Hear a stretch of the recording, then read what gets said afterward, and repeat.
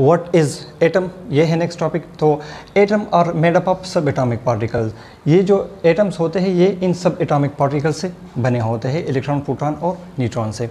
अगर आपने periodic table देखा होगा उसमें तकरीबन 116 एटम्स होते हैं या एलिमेंट्स होते हैं। इसमें 92 जो है वो नेचुरली अकरिंग एलिमेंट्स हैं या एटम्स हैं।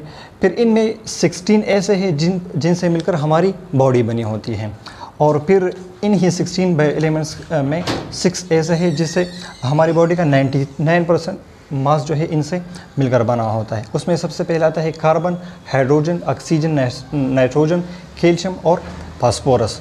तो ये वो एटम्स हैं जिनसे हमारी 99% बॉडी मास बना होता है, और बाकी 10% ऐसे एटम्स होते हैं जिनसे हमारे बॉडी का 1% मास बनता है। इनमें आता है जिंक, आता है इसी तरह और एलिमेंट्स हैं वो आते हैं जो इंतहाई रेयर होते हैं। अगर हम इनकी स्ट्रक्चर की बात करें, एटम्स की स्ट्रक्चर की बात करें, तो ये होता है शेल्स। इन शेल्स में क्या होते हैं, इलेक्ट्रॉन्स होते हैं, और ये होता है इनका न्यूक्लियस। न्यूक्लियस के अंदर प्रोटॉन और न्यूट्रॉन होते हैं, न्यूक्लियस के अंदर प्रोटॉन और न्यूट्रॉन होते हैं, और ये जो इलेक्ट्रॉन होते हैं ये शेल्स में इस तरह रिवॉल्व करते हैं। तो अगर हम हाइड्रोजन एटम की बात करें तो इसमें एक प्रोटॉन और एक इलेक्ट्रॉन होता है।